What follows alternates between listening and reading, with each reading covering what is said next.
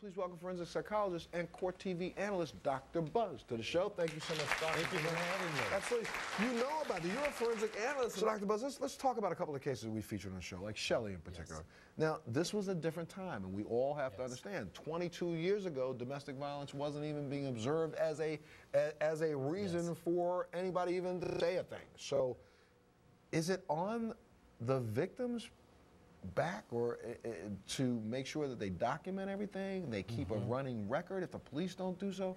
What can help us keep from winding up like Shelley and going to prison when you were justified in what you do? Yes, I agree with everything you just said. We don't want to victimize the victim, but we do want to give a person the tools that they can advocate for themselves. The problem is many times when we're being victimized, we feel out of control. We feel powerless. We don't feel we have any freedom. We don't feel we have any choices. We're emotionally, in many ways, overwhelmed. And so we seek very, very basic solutions. And those solutions could include murder. They're very primitive. But again, the person doesn't lack the sense, the emotional stability to see, hey, I have choices. I have support. I can go here. I can talk to someone. It all comes down to sometimes either you fight or you flee. And in this situation, we'd want to give that person the empowerment to say, I have the tools to protect myself. I can do that. And without committing murder. Absolutely. Right. Absolutely. And in our first case, we had Shantae. This is one, again, without the help of a lawyer who stepped up pro bono, and then some forensic experts who also stepped up and said, let's take another look at the crime scene. Oh, guess what? The bullet that struck the child was a ricochet bullet. Right. You know, if you don't have the means, dude, you're out of luck. You're right. We all need to have a good lawyer. And we all need to be able to advocate for ourselves. And that's a lot of steps that a lot of people can't when they're feeling emotionally drained. Why do we act like nowadays, in this new millennium, that, watch this, that women wouldn't commit the same crimes of men? Why are we so fascinated when women do? I think the public is fascinated with why respectable women would then commit these horrendous murders, or what they perceive as these horrific murders.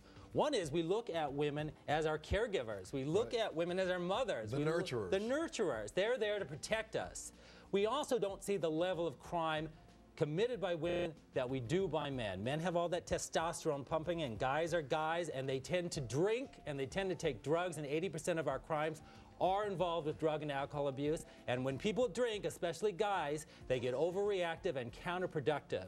These situations that befell these women were based on fear, and fear unfortunately rules them. And on top of that, they don't have the support services they need, and they don't perceive that there are support services out there. But why do we then take it and blow it up to make it national headlines, the biggest story going? Why do we do that? Because I think it skews our brain. I think we fluctuate. There's a fascination, but then we're hypercritical of them.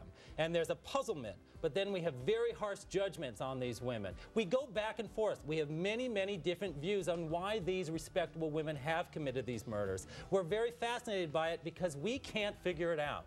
There you go. Let me take a little break. When we come back, maybe we'll try to figure out a little bit of it. We'll be back right after this. Okay.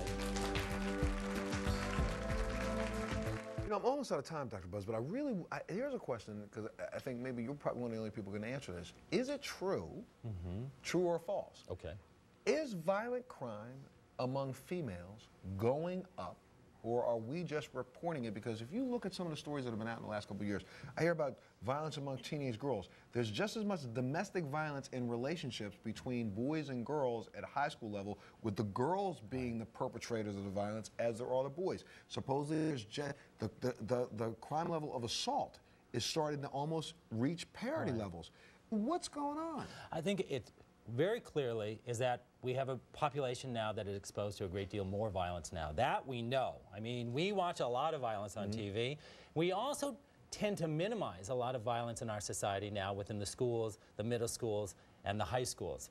The other thing is they're in a competitive society. Let's just put it out there. We're in a competitive society, and as people become more competitive and things get harder and more difficult for people to achieve the standard of living they want, people get that edge. And when people feel they're powerless and people feel they don't have control or as much control over their lives, they tend to overreact, they tend to get hyperactive, and they tend to look for blame. And what violence is blame and revenge. It could be redirect it into a more positive manner, but we seem to be sometimes groomed just to focus in on the negatives. We don't seem to flip it and try to be positive. And right now, if our girls are going off like guys, I'm starting to worry about my future. Okay, we can change that. All right, good. I'm out of time. Come back and we'll do so. Yes. Join us on the next Montel. Okay.